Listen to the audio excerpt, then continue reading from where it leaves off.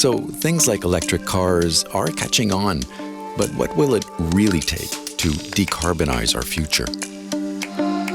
The philosophy used to be, how can we make it more expensive to be dirty? And now the question is, how can we make it cheaper to be green? My name's Jim Stock, and I'm a professor in the economics department at Harvard University. Welcome to this podcast produced by the International Monetary Fund. Most economists would agree that a carbon tax is a powerful tool in fighting climate change, but carbon pricing alone just won't cut it. As green technologies evolve and prices fall, the climate change fight will need a more nuanced plan of attack, where people can actually afford to do the right thing. Even more important is that people understand how big the challenges are that we're facing and how we actually have to make some tough collective decisions that really take us from the ambitious goals that we've set for ourselves to turning that into reality. Rhoda Metcalf sat down with Jim Stock to talk about how he sees the decarbonization process playing out, which is the subject of his recent article in the September edition of Finance and Development magazine. There's quite widespread public support to fight climate change. And for a lot of people, that means, should I put solar panels on my house or should I buy an electric car?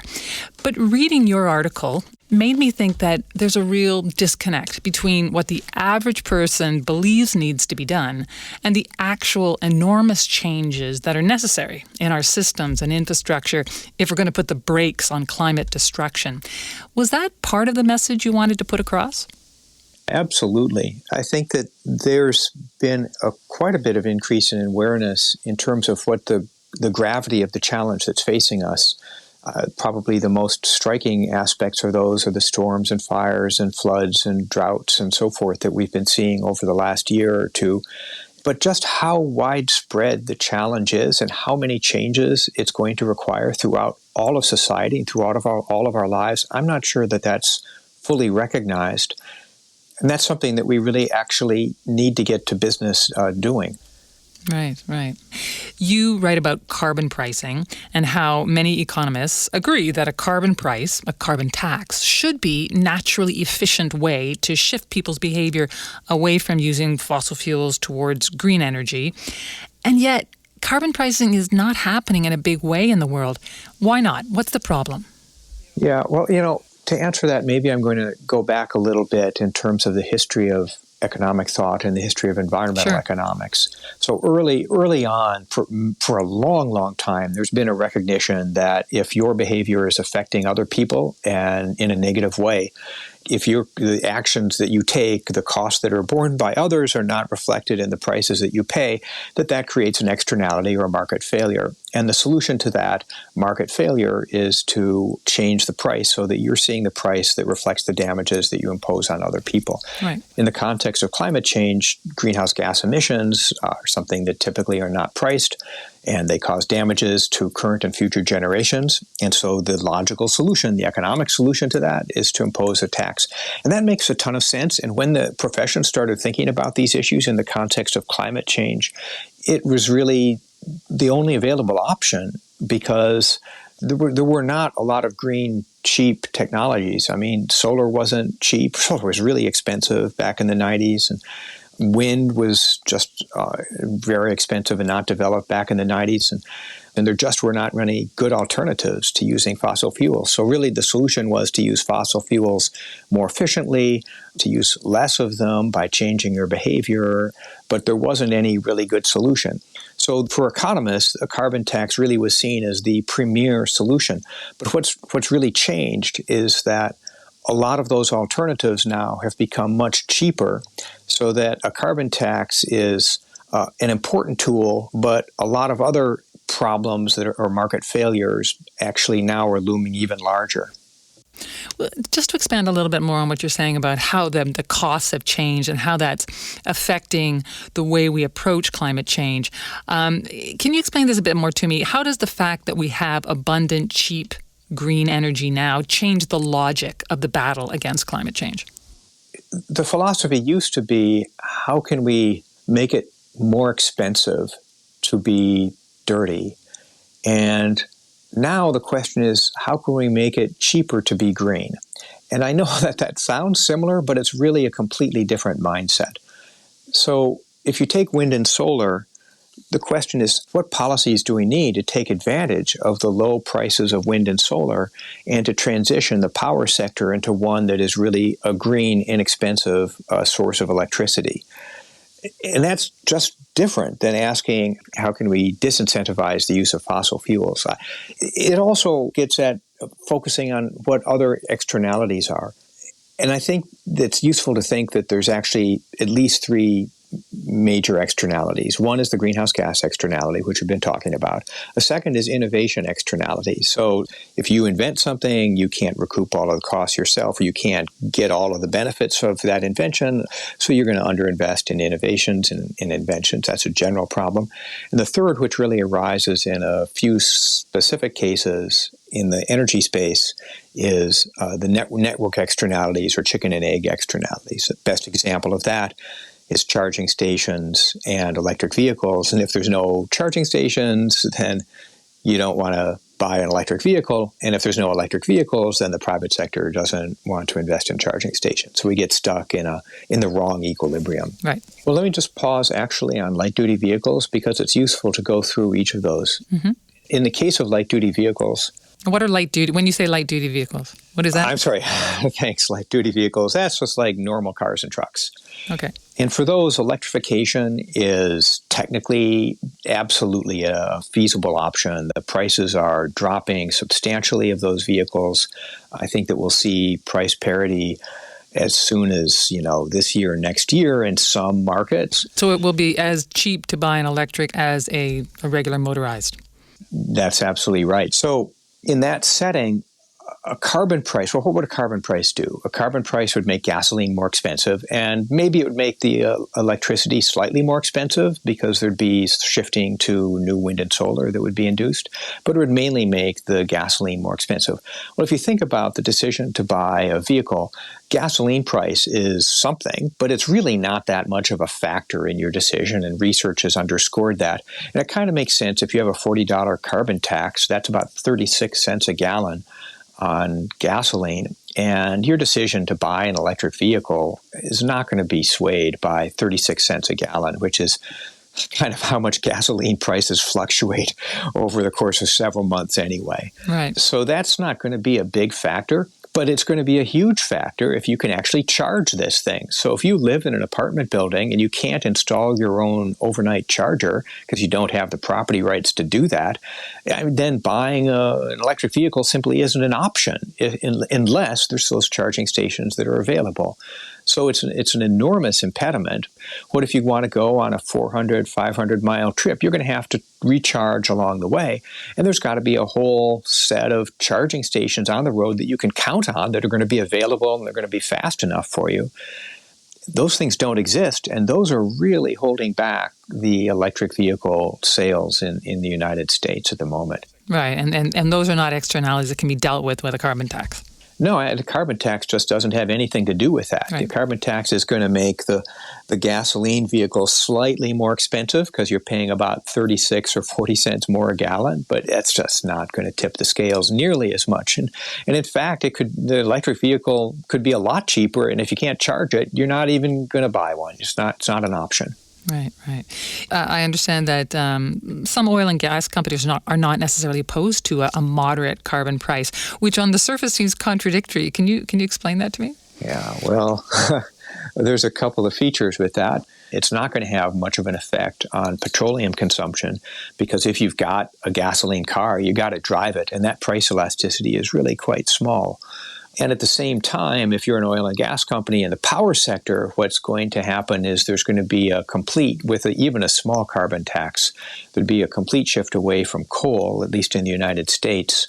And a lot of that would go into natural gas. Some would go into wind and solar for sure, but a bunch would go into natural gas. So in fact, oil and gas companies gain by selling more gas to the power sector if there's a carbon tax. Okay. So if carbon pricing is not the silver bullet, What is the approach that needs to be taken to overcome these gaps and move us in the right direction? The answer is a little bit unsatisfying, but I think it's the right answer, which is it depends. That is, it depends on the circumstances, it depends on the sector, and it depends on the details of each situation. In light-duty vehicles, in that case, the first priority is charging stations.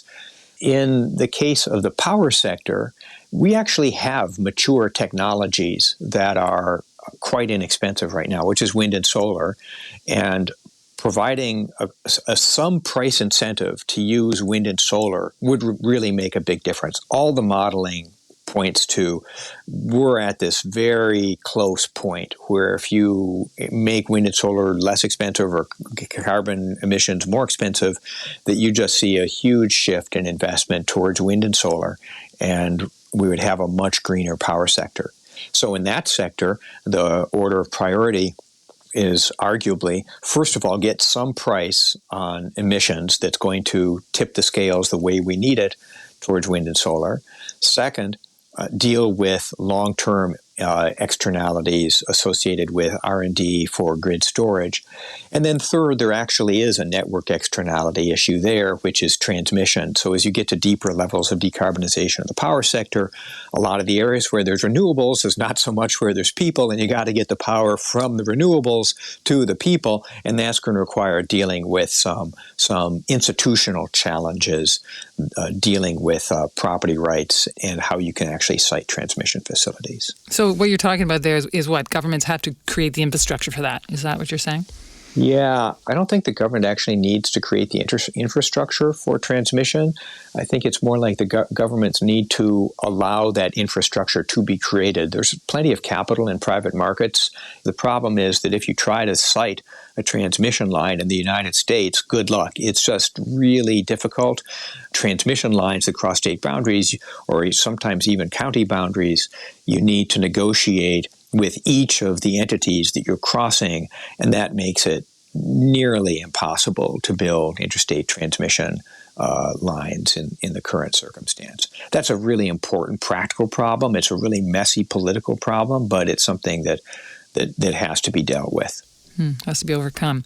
You emphasize that governments and agencies need to be involved in changing systems and infrastructure, but you say that it's really imperative that they design these strategies very well, and if they don't, they could have the opposite effect.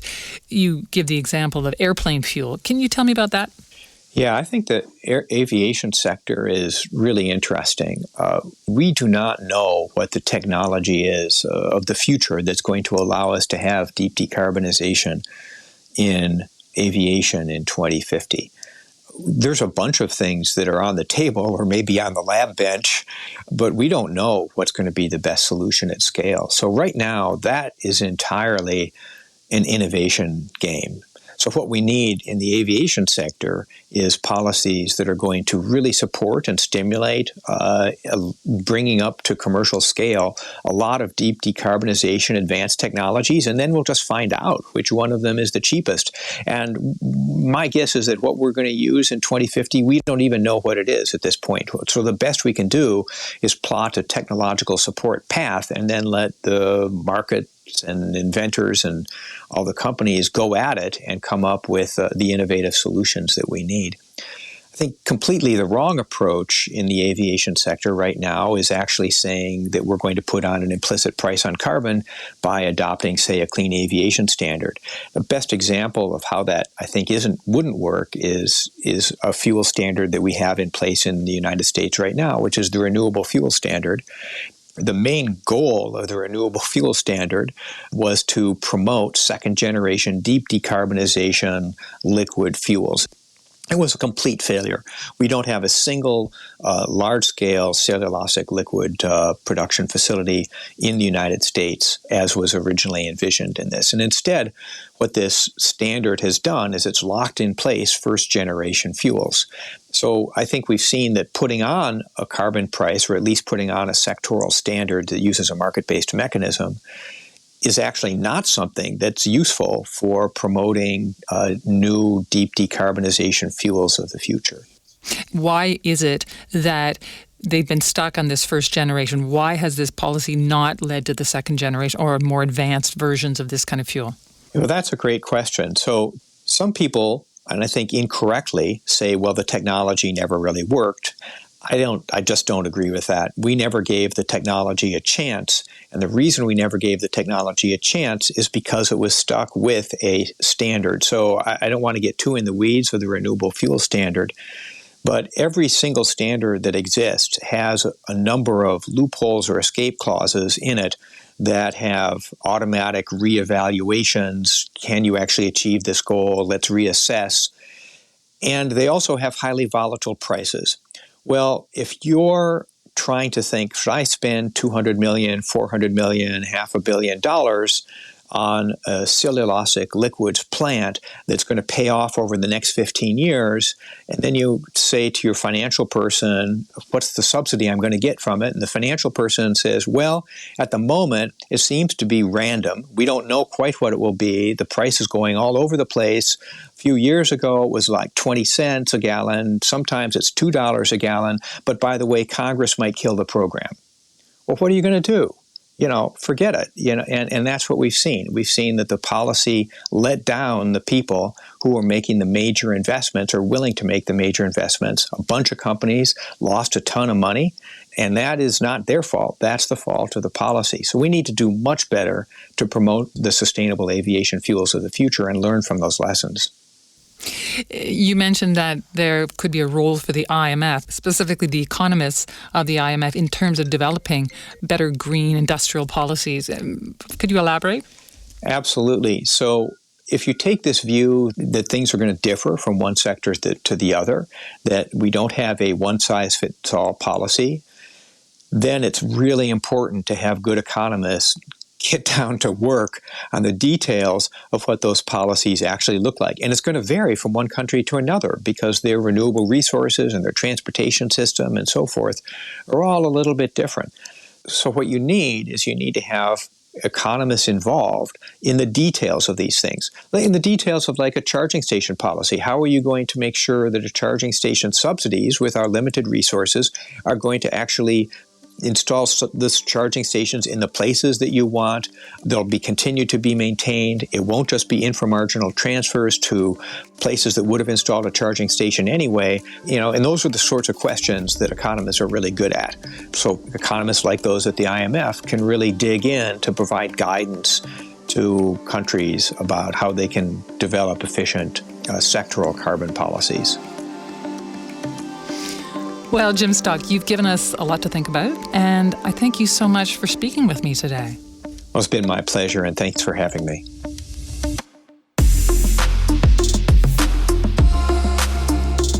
Jim Stock has been looking for answers to the climate puzzle for many years. His research papers are all available at scholar.harvard.edu. And you can read Jim Stock's article titled Driving Deep Decarbonization in the September edition of Finance and Development magazine. Check it out at imf.org/FND or download the Finance and Development app. And look for other IMF podcasts wherever you get your podcasts. You can also follow us on Twitter at IMF_podcast. I'm Bruce Edwards. And I'm Rhoda Metcalf. Thanks for listening.